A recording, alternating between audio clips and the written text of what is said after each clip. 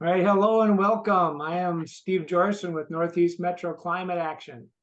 We are a volunteer-run community organization with members in White Bear Lake, Vadnais Heights, North Oaks, Shoreview, Matamidi, and Lake Elmo.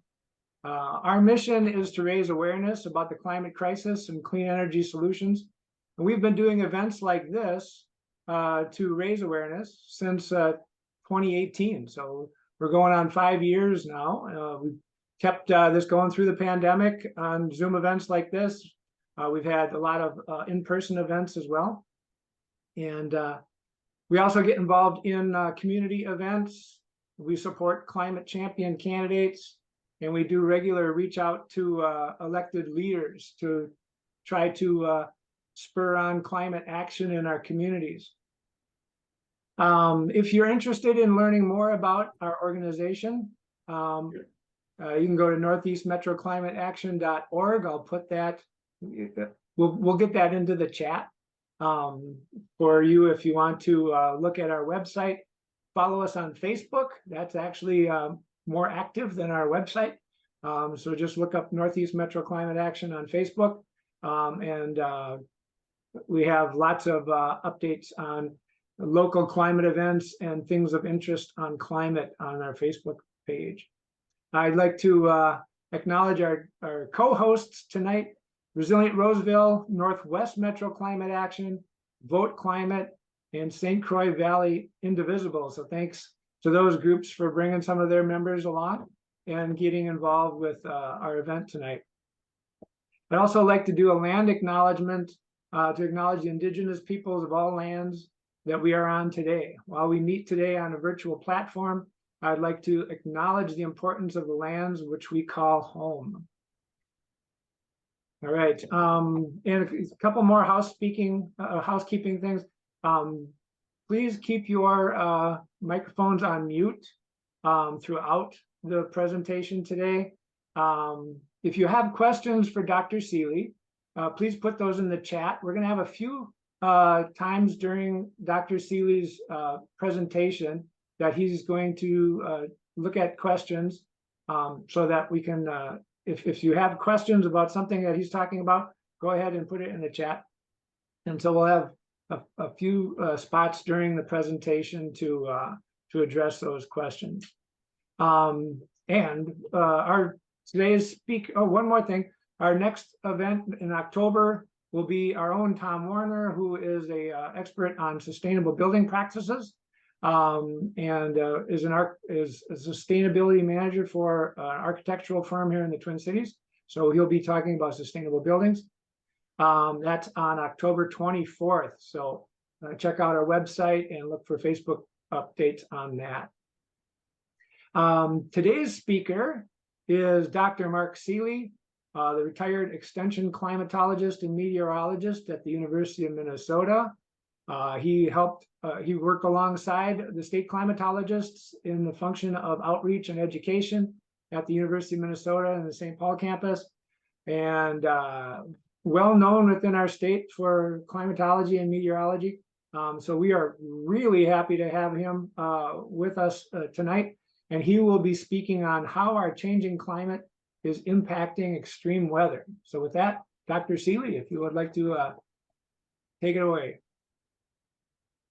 Thanks very much, Steve. I appreciate that, and I'm going to go through a few slides here, if you don't mind, to perhaps share some thoughts. Maybe those of you that have heard me speak before know this, but I'll reiterate it one more time. I was hired on the faculty at the University of Minnesota as a result of the 1976 drought. So as a climate scientist, I did not replace a vacated faculty position. I stepped into one that was newly created following the 1976 drought. And I came from NASA Johnson Space Center in Houston, Texas. I am forever grateful that I was able to leave Texas and become a citizen of Minnesota. And it was my pleasure to serve all of you for 40 years there. And I will do my best to present to you my takes on what's happening with a specific Minnesota focus, and obviously a specific focus on not only the changing climate, but the effect on extremes that we're measuring. And speaking of extremes, I'd like to illustrate with today's date, September 27th, and what the measured extremes have been in the state of Minnesota. So as you can see, we've had as high as 97 degrees back in 1894. At Beardsley, those of you not familiar with Minnesota geography, that is in the western thumb of Minnesota, the westernmost thumb of Minnesota, out by the Dakotas. And interestingly enough, the previous year, September 27th of 1893, was all-time state record low for the date, 13 degrees. So in some respects, we're talking about an absolutely unique date on the Minnesota calendar from the standpoint of history, in that the little community of Beardsley holds the records, the statewide records, for the highest temperature ever measured in Minnesota on September 27th, as well as the lowest temperature ever measured on September 27th. I think that's a singularity. I don't think there's another location in Minnesota that does this. You can also see on the lower left there that the extreme for today's date in terms of rainfall is a 3.5-inch thunderstorm rain up at Wolf Ridge along the north shore of Lake Superior back in 1996. Many of you that know the North Shore geography know that Wolf Ridge and the community of Finland is high above Lake Superior, about 1,400 or 1,500 feet above Lake Superior. So it's up in the highland area in Lake County. And then the all-time extreme for snowfall is 6 inches out in Swift County at Benson on this date in 1942.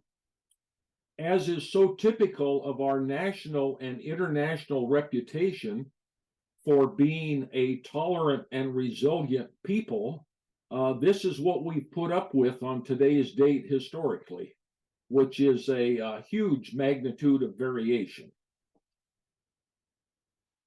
And that's another point I'd like to bring up that I hope you might remember by the end of the night, which is the geographic disparity.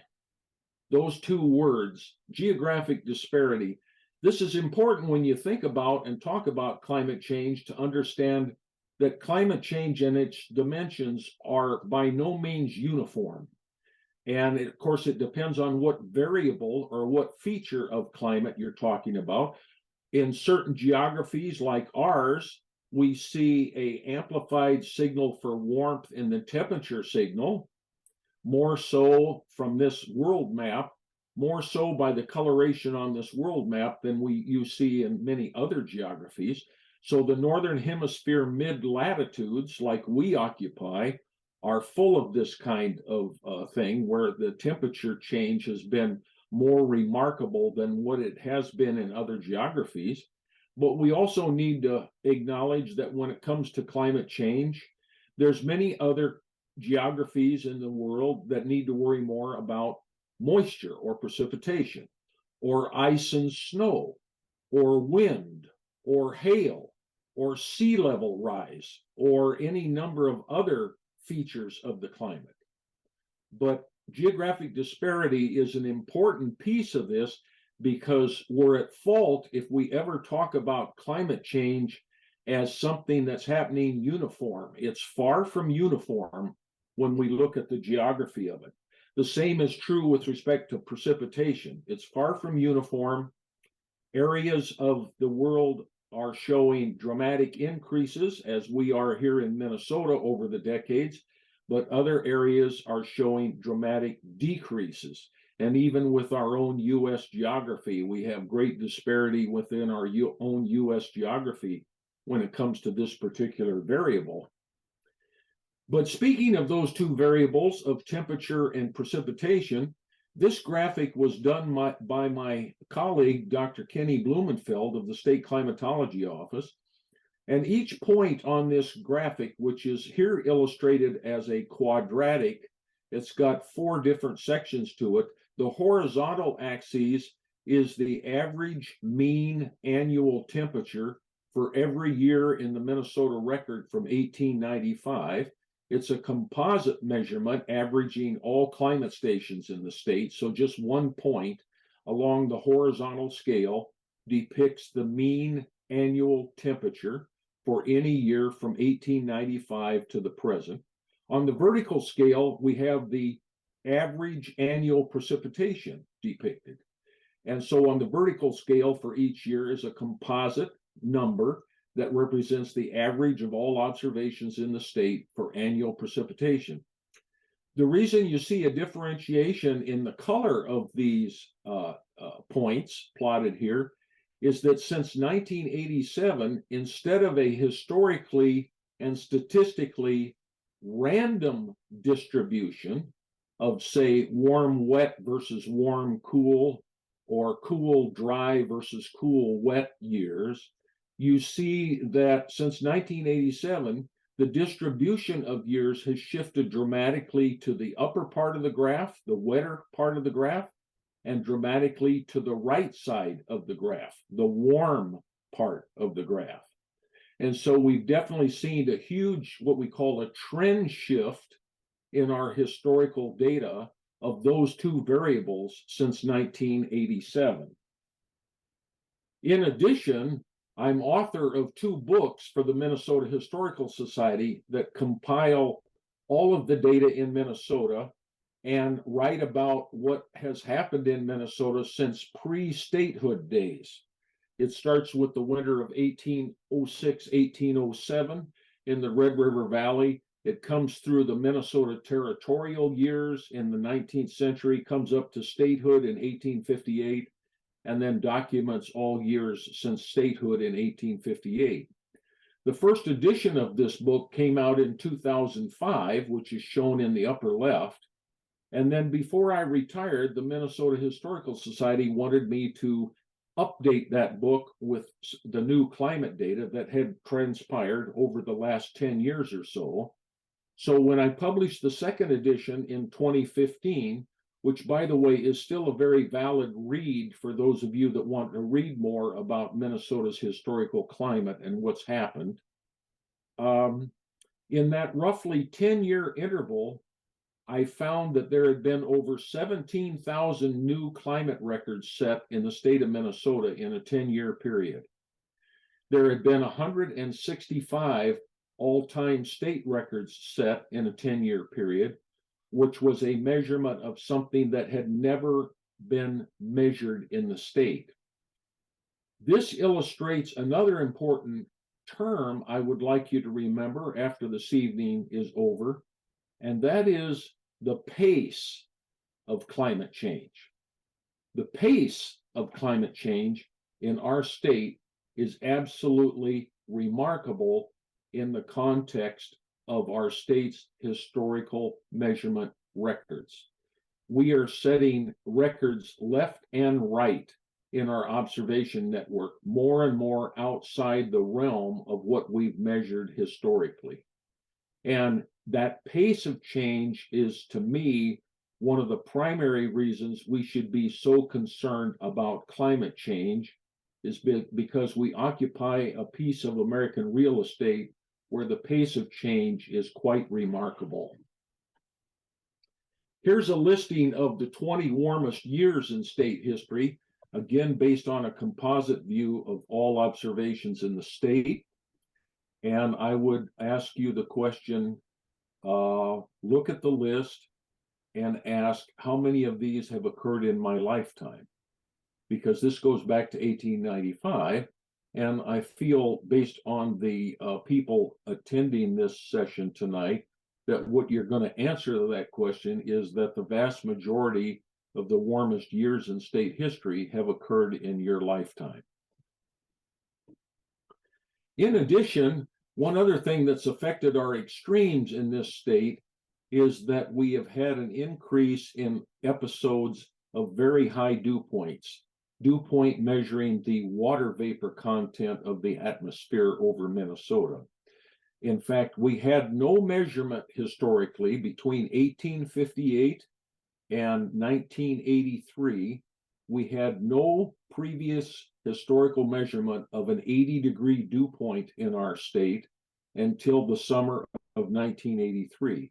And since that time, we've compiled for all these dots on the maps, we have compiled multiple dew points of 80 degrees or higher. This is equivalent to being down, for example, in Cancun, Mexico, if you want to think about the geographic posture of this variable. And you can see where it's occurred in Minnesota. Now, the dew point, of course, raises the heat index.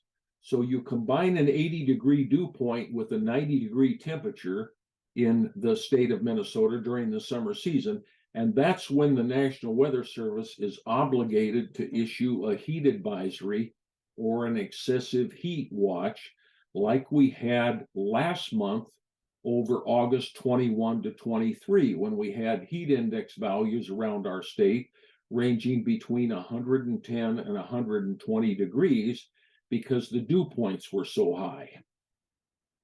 One of the all-time episodes of this, in terms of measured extremes, was July 19 and 20 in 2011.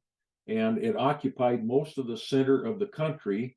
But in Minnesota, the listing here on the right shows all the communities that set all-time heat index values that day, because we had dew points that day between 80 and 88 degrees, along with temperatures between 90 and 97 degrees.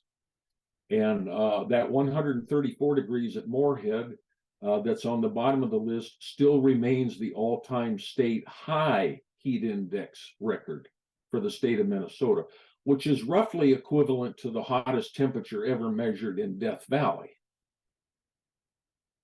Now, one other thing I want to mention is I'm going to transition now to talking about another important climate variable, which is moisture. And because I'm going to transition into talking about the climate variable of moisture, I'd like to pause for a minute, and based on what I've told you, if there's a few questions related to what I've told you about temperature, I would be happy to answer them. Yeah, Dr. Seeley, I do have a question about your last slide there with all the heat index temperatures. Yes. Is there a direct correlation between those heat index temperatures and wet bulb temperature? We've been hearing more about wet bulb temperature. And is that a direct correlation with that? There is. Yeah, there is. There's a direct correlation. The Weather Service developed the heat index formula back in the 30s and 40s, and they chose to use combinations of either relative humidity and temperature or dew point and temperature. And then when the World Meteorological Organization stepped in the 1950s and 1960s, they wanted to establish a worldwide heat index for all government weather services to use. And so now the dew point and air temperature combinations are used to calculate this all over the world. Okay, and would 134 in Moorhead, this heat index, could you derive the wet bulb temperature from that, or is there another factor in there that we don't have? If you had the psychometric tables, you could derive it. Yes, I don't have those in front of me. I can tell you that the variables that produced that were the 4 p.m.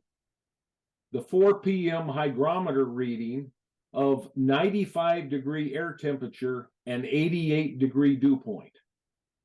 Okay. So you can use the psychometric tables and look up the 95-degree air temperature and the 88-degree dew point, and you can determine from those what the wet bulb temperature was. But those are definitely in the high danger range, right? The 130. Oh yeah, those are almost in the emergency range. Yeah. That's more like what you get in the Persian Gulf if you're over in the Persian Gulf. Yes. Okay. All right. It doesn't look like there's any other questions in the chat, so we can. Okay, I'll move on to moisture. The reason I'm showing you this slide is fairly important in understanding the concept that I'm going to talk about later, which is the increase in not only the increase in precipitation, but the increase in the frequency and incidence of heavy precipitation. So this is a graphic taken from a meteorological text, so you'll have to forgive me. It's kind of a scratchy graphic, but it shows the height of the troposphere as in the midsection there, where you see the E along the horizontal axis. That stands for the Earth's equator. And then as you go to the right, you're going to higher and higher degrees of north latitude. And as you go to the left, you're going to higher and higher degrees of south latitude. What I want you to gather from this graphic is that the height of the troposphere, the Earth's atmosphere, that is the dynamic portion of the Earth's atmosphere, where all of the constituents, the particulates, the temperature, the water vapor, we call this the mixing volume of Earth's atmosphere, where all of it mixes, where all of the clouds form and the wind patterns, et cetera, et cetera. So the troposphere is essentially the mixing depth of the atmosphere. And I want you to note how much greater it is in the lower latitudes around the equator than in the mid to high latitudes, where it is, you can see it's a shallower depth.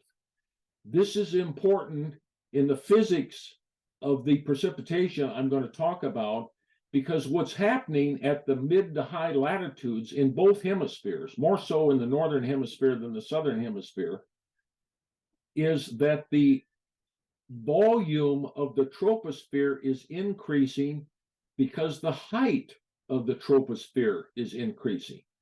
So with that, and if you even think about that from a proportionality standpoint, the percentage increase in the mixing depth of the Earth's atmosphere with climate change, with the warming we've measured, says that the volume of the Earth's atmosphere where these constituents can mix is fractionally greater now in mid-latitude and polar latitude than it is in the equatorial latitudes. So fractionally speaking, this is a proportionality question, we should expect that potential extreme precipitation is increasing in the mid to high latitudes more than it is in the equatorial latitudes, because proportionally the depth, the mixing depth has changed more. So I'd like you to try to remember that if you can, and then we'll move on and describe. Here's our 10 wettest years in the state of Minnesota versus our 10 driest years. In terms of our 10 driest years, we haven't had any since 1976. Even though we've had 3 years of drought recently in Minnesota, none of them rank among the worst 10. But you can see once again on the list of wettest years that I suspect a large number of these have occurred in your lifetime. And 2019, not that many years ago, 4 years ago, was by far the wettest year statewide in Minnesota state history. Embedded in that increase in annual precipitation signal is a signal that we are more often seeing what we call high dose events. In other words, real intense rainfalls have increased in frequency. All around the Great Lakes, the National Oceanic and Atmospheric Administration estimates that that's increased in frequency by about 37%. This graphic shows, and I'm not going to spend a lot of time on it, but I just want to make a point about extremes with it. This is the historical radiosonde data. That's the instrumented balloon that's launched by the National Weather Service in the Twin Cities every day of the year at 6 a.m. and 6 p.m. to measure the vertical profile of the atmosphere over us. One of the variables a radiosonde measures is called precipitable water. It's a volumetric measurement of the water vapor content of the column of air over us. And of course, it has a high degree of variability. It is also used as a potential for the amount of precipitation we could get. should the atmosphere have enough dynamics that it would precipitate out that column of water.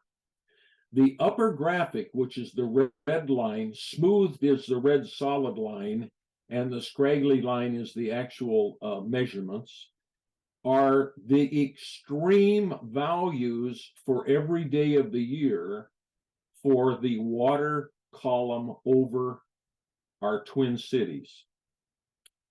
What I'm going to tell you is that almost all of the most extreme water content values over the Twin Cities have been measured since the year 1991. So we are really seeing the atmosphere load up over us in terms of what could precipitate out of it. And that gets back to the increasing volume, the increasing mixing depth of the atmosphere over us. Now, that's going to continue with climate change unabated until we find a way to mitigate climate change. We're going to continue to set record after record after record for what we call precipitable water vapor over our state. And if Mother Nature's messing with the dynamics of the atmosphere over us produces a thunderstorm, you can just about guarantee that it has a potential to drop a lot of moisture. And speaking of which, the extremes of intense rainfall have been categorized by the American Association of State Climatologists as mega rains. In a national study done some years ago, they looked at specific events across the country where a 6-inch rain occurred in 24 hours over 1,000 square mile landscape. And embedded in that 1,000 square miles were some areas that received over 8 inches of rain in 24 hours. So that's the AASC definition of a mega rain. If you look at this list of the documented mega rains over our state of Minnesota, you see that roughly from statehood to 1987, we had 7 of them. There were 7 documented such events. Since 2002, we've had 8 more. The reason this is important is this represents an extreme value of precipitation that naturally produces flash flooding and causes a lot of damage to our infrastructure.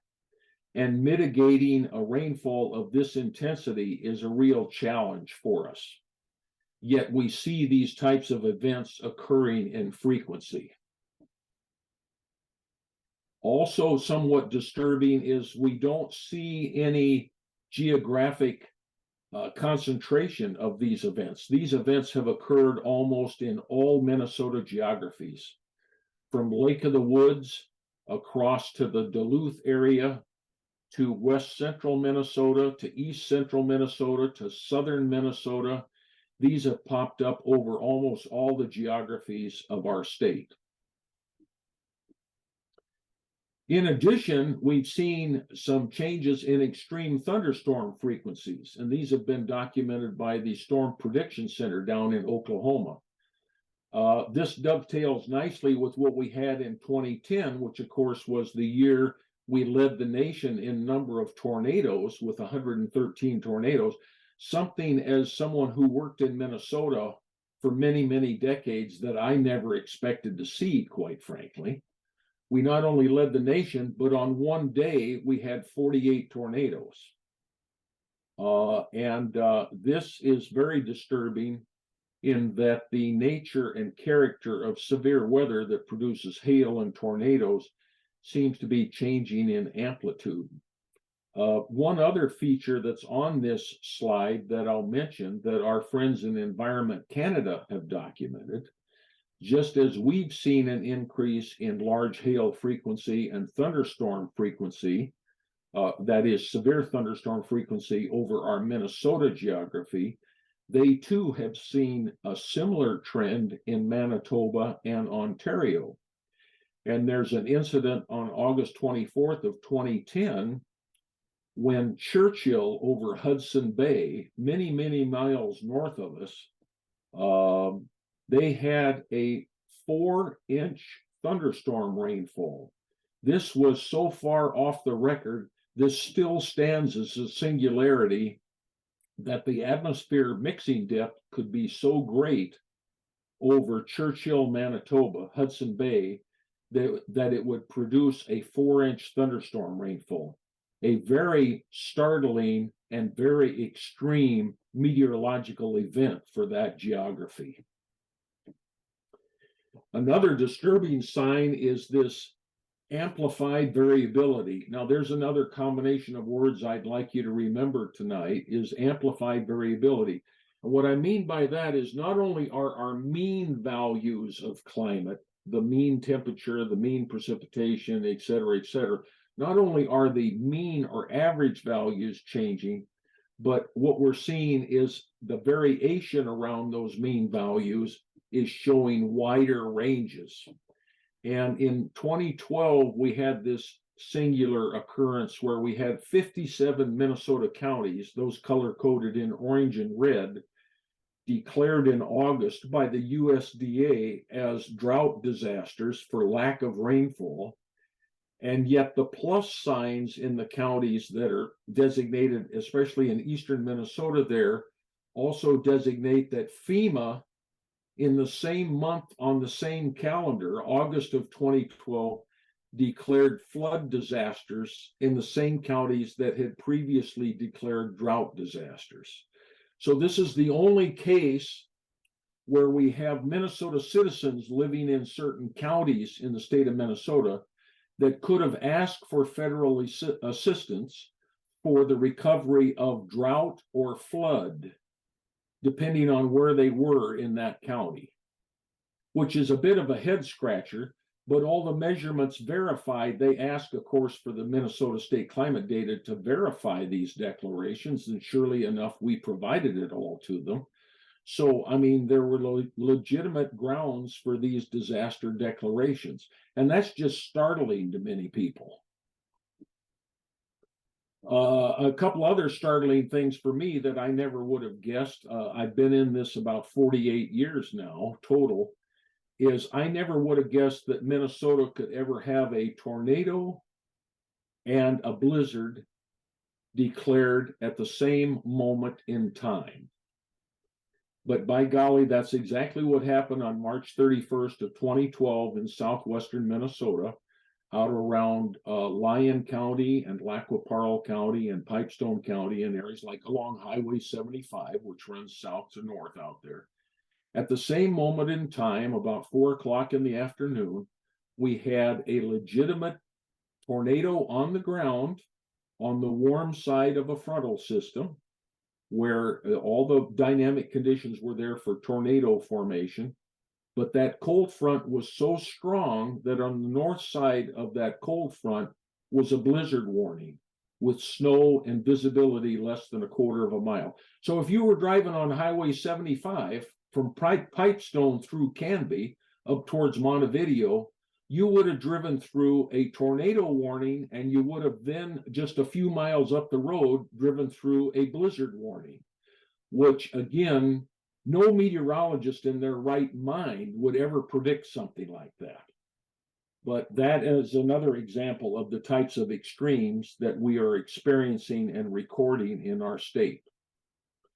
Lastly, I want to highlight, with respect to moisture, I want to highlight the spring snowmelt floods, because we're privileged in Minnesota to have two types of flood declarations. We can have flash flood declarations from intense thunderstorms in the summer, but in the spring, of course, we can have spring snowmelt flood declarations. This is an aerial picture of the Red River in April of 1997. Normally, you can see the snake formation of the vegetation through the Red River Valley between Fargo, Moorhead, and Grand Forks on this map. And the river may be, 20 yards to 80 yards wide, typically when it's contained in its banks. But on April 23rd of 1997, the river was 17 miles wide. Then again, We had further flooding in 2009, where we had the all-time flood crest at Fargo-Moorhead. And worse yet, we displaced people from the landscape for a period of 66 days, the longest lasting flood crest in state history, displaced people for 66 days. So as a result of that, we've embarked on a $2 billion flood diversion project around the Fargo-Moorhead area. And that's a sizable investment any way you want to talk about it. But we need to find a way to mitigate this threat, because this threat is not going away either. In fact, it's probably increasing in frequency. I'm going to stop there just to see. I might have one more sequence of comments to make, but I want to see if there's any questions from anyone related to what I've described in terms of what we've measured and what we've seen in consequence relative to the moisture variable of climate. So Dr. Seeley, we don't have any in the chat.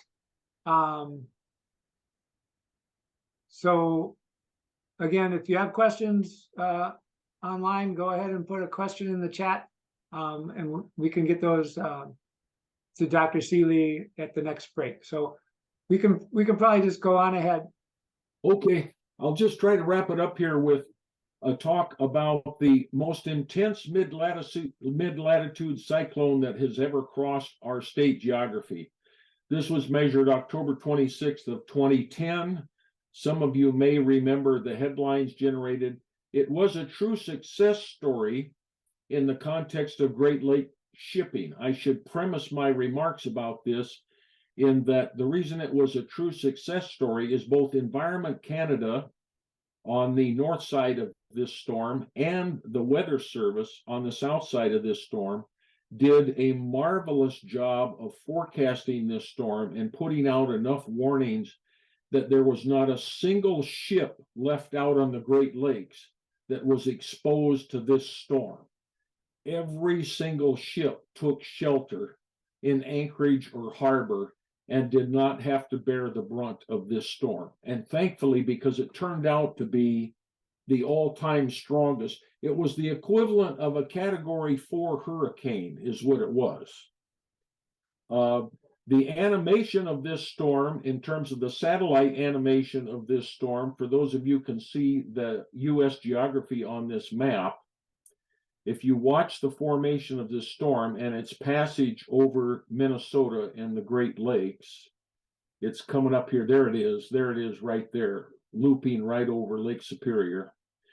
That was the largest single atmospheric disturbance on planet Earth on October 26th of any. If you had been an alien watching planet Earth from space, you would have seen the single largest disturbance in Earth's atmosphere was right over Minnesota. And it left a huge footprint. This is the depiction here of the path of the low pressure system. You can see it there with the red L's on the map. You can also see what the winds were like across Minnesota. Lots and lots of 60+ mile an hour winds, some 70+ mile an hour winds over Lake Superior. And then in the blue font on the Great Lakes themselves, you can see the height of the waves measured. And yes, indeed, Lake Superior had 20 to 27 foot waves on the north side of Lake Superior. So you would not have wanted to be out in that. We measured an all-time barometric low for the state of Minnesota up at Big Fork in northern Minnesota of 28.21 inches, which is again based on the dynamic characteristics of this mid-latitude cyclone. It would have been a Class 4 hurricane.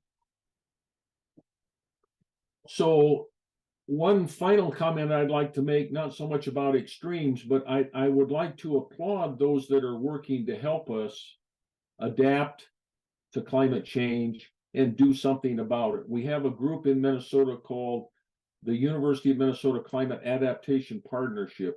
Some of you may be aware that they're sponsoring a conference in Duluth next month over the 25th, 26th, and 27th at the Duluth Convention Center on the harbor there, that's going to bring together regionally all the practitioners and scientists that have been coping with climate change to share their experiences about what works and what doesn't work, community by community, organization by organization. That organization was founded by me and some others back in 2006 and has blossomed due to an increase in capacity with personnel into one of the most, I think, effective working organizations in the state now. They've looked at a lot of different adaptation and mitigation behaviors and strategies to help mitigate those behaviors. And as you can see from this list, they're working in a lot of different areas. I would encourage your organization, although I suspect there's several in your organization that are already aware of MCAP, but I would encourage as many of you as possible to get involved with them. And those of you that haven't read the Minnesota Weather Almanac, it's still available from Minnesota Historical Society Press if you're interested in the complete documented history of our state, as well as what's going on with respect to climate change. And then my faculty replacement, a wonderful, wonderful person named Dr. Heidi Roop at the University of Minnesota, has just released earlier this year the Climate Action Handbook, which gives 100 climate solutions for things you can do now about climate adaptation. And I would encourage all your members to maybe consider one of these resources.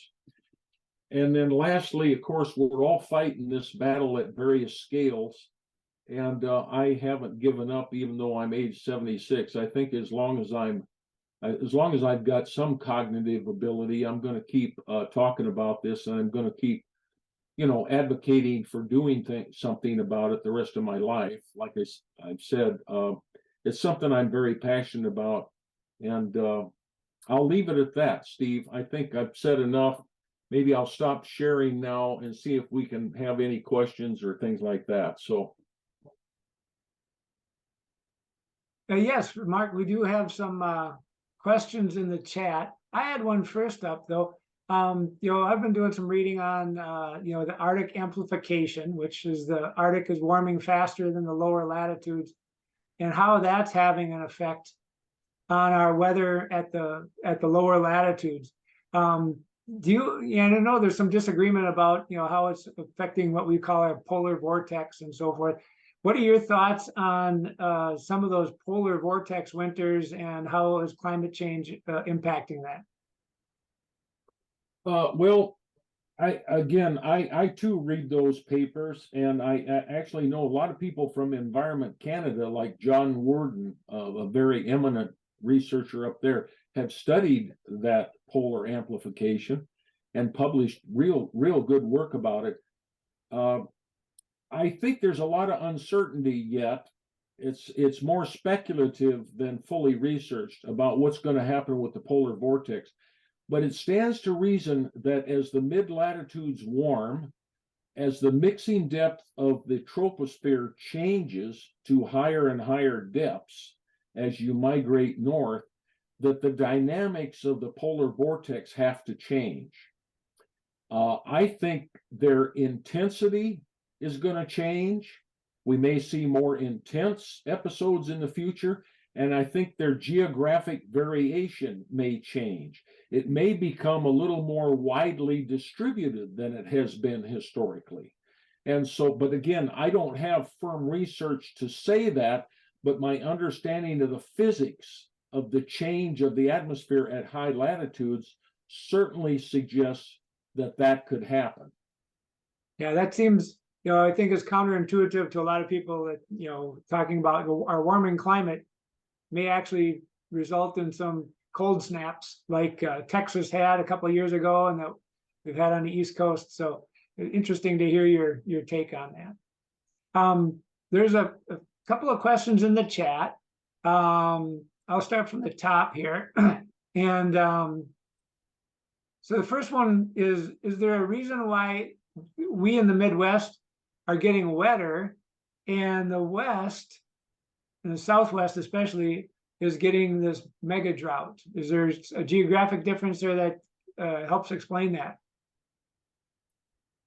It's probably quite complicated. I don't know that I can highlight a single variable that contributes to that.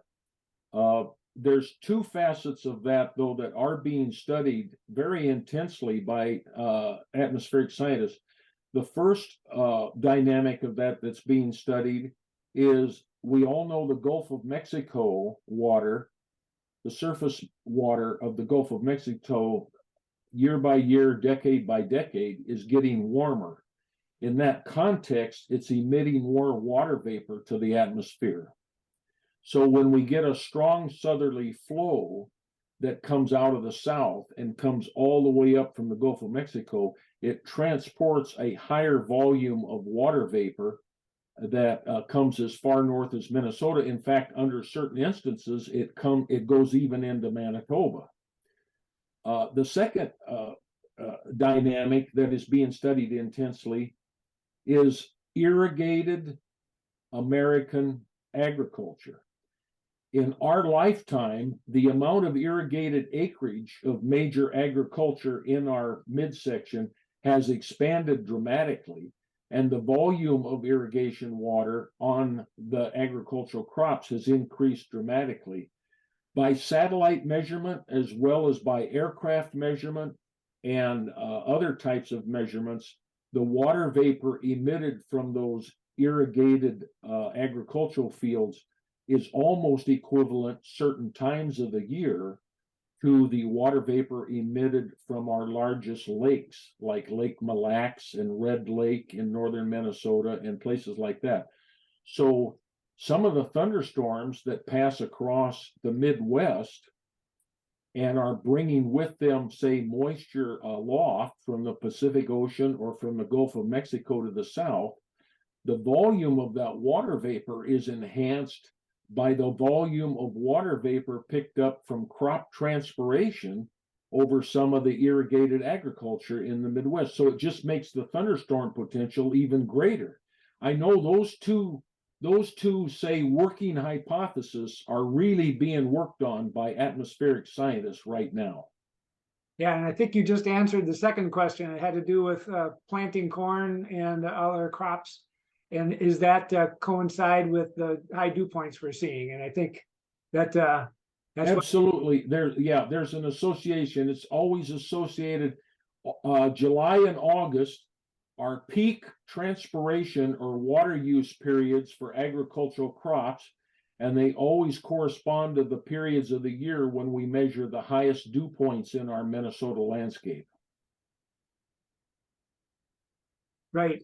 So the next question is fairly general about what do you think we should be doing to change these troubling situations facing our planet? And I know you have the MCAP that you've been running. Is there a few things out of that you would really like to emphasize on the MCAP? Well, I get into trouble with this remark, Steve, but being an old person, it doesn't trouble me as much as it did when I was fully employed. I have to speak to the question of, we all live in community. I think we were genetically designed to live in community. And there's the crux of the matter. In living in community, we're supposed to care for each other, and we're supposed to care for the environment in which we live. As such, we need to make sure that all units of government, we need to make sure that local units of government, state units of government, and federal units of government are all on board in pulling us in the direction to deal with climate change. So our tolerance anymore for leadership that does not recognize this should be nil. We should have no tolerance for that. If we still have leadership that dismisses this or poo-poos this or thinks it's not worth pursuing, we need to send those people to a different vocation, because we've got to start dealing with this at all levels. And we live in community. We've got to start dealing with it at all levels of community engagement. Our community we live in, our family community, our church community, our chamber of commerce, our local units of government, our local watershed districts. And the scaling up of this, I think, from the bottom up is maybe what's going to carry us into the future. I don't think the leadership is necessarily going to emerge from the top down, to be quite honest with you. And that's what we're trying to do here as well. So, right. Right. And we agree 100%. It has to be a community, getting the communities together, then the state government, the nation, and if we can get the world together, that would be even better. So we're all one big community, and we agree with that 100%. There's a question about Minnesota, and particularly Duluth, becoming a climate refuge. And are we really resilient? What are your thoughts on how resilient Minnesota, and especially the North Shore and Duluth, are for taking on climate refugees? Yeah, that's an interesting question. I mean, the physics of climate change certainly support that notion that Duluth is going to change remarkably and become, from the standpoint of human comfort, I think become a, well, I don't know how many decades it's going to take, but certainly become a more highly valued climate up there, with Lake Superior moderating the climate. And I think that they'll certainly see.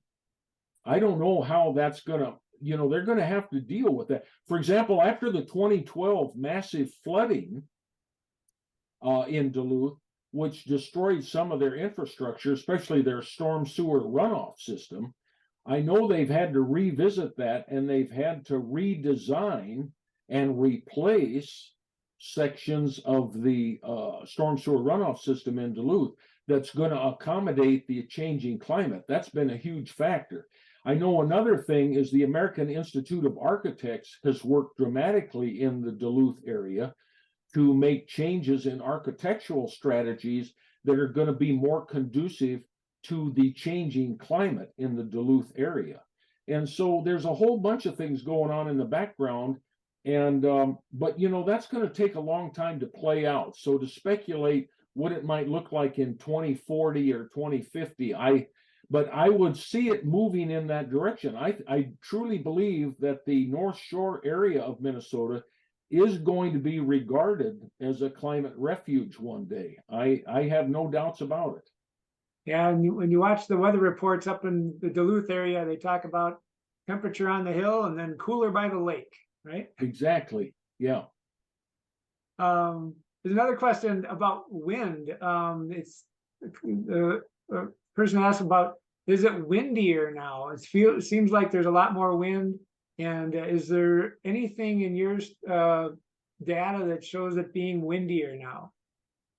The only documented, widely accepted, and peer-reviewed science that I've seen is by Dr. Jay Austin at the Large Lakes Observatory in Duluth. And he has, for years, shown in his research that the winds around the Great Lakes have increased in amplitude.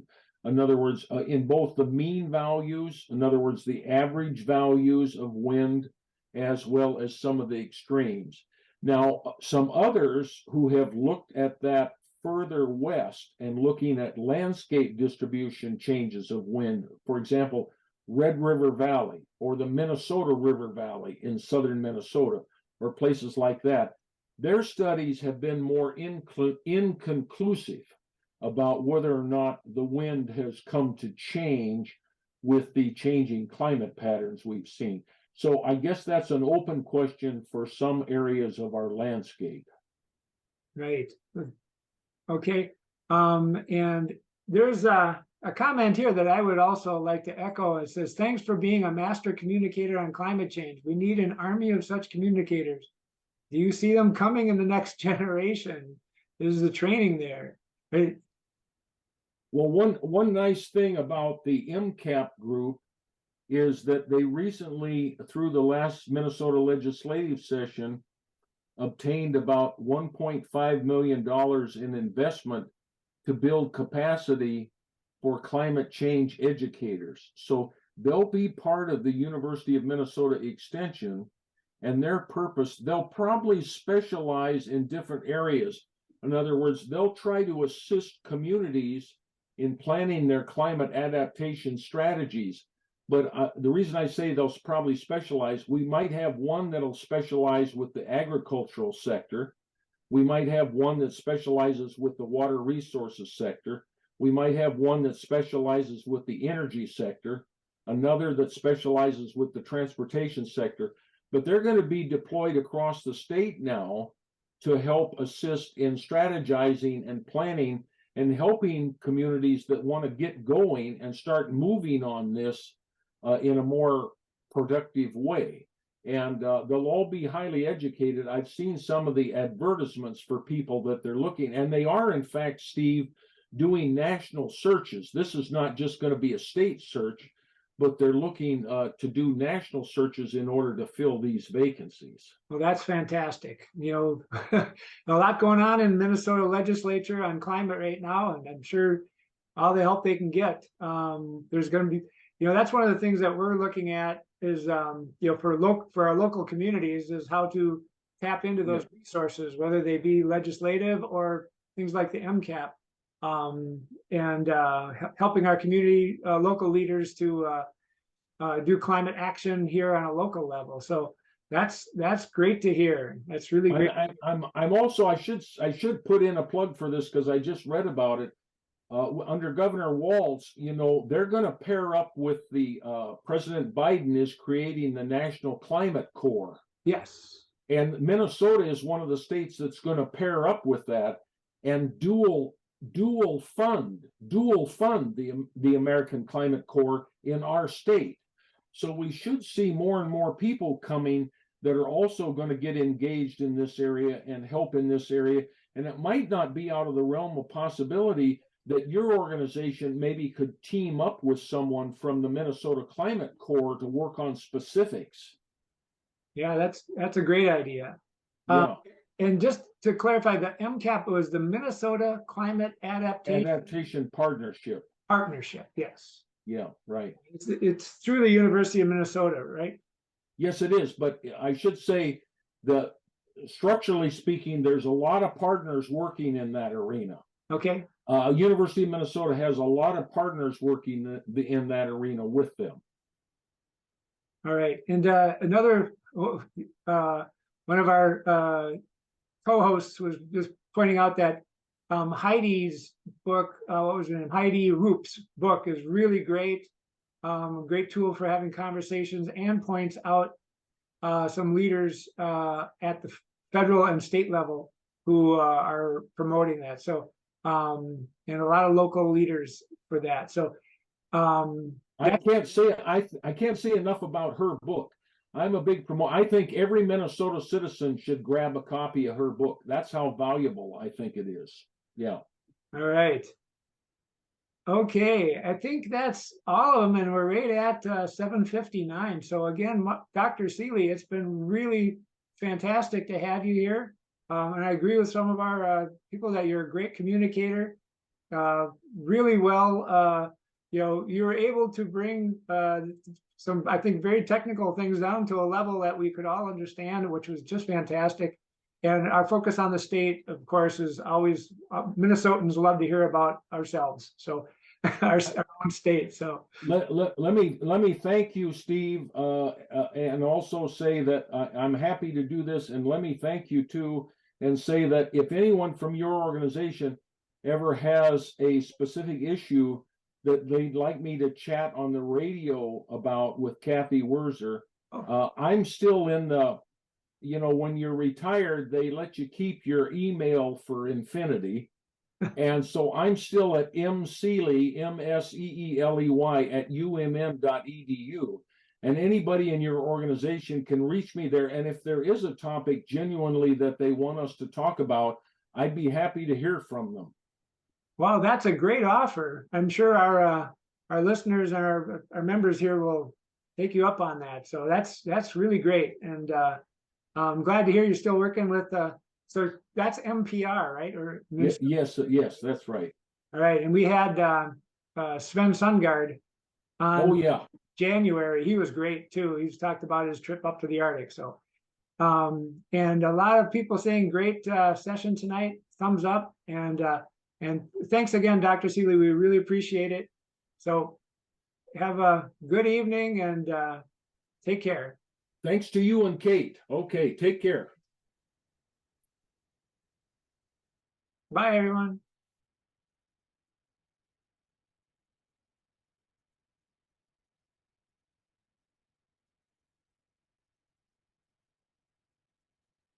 Hey, Steve, this is Lana Doolin from Citizens for Sustainability.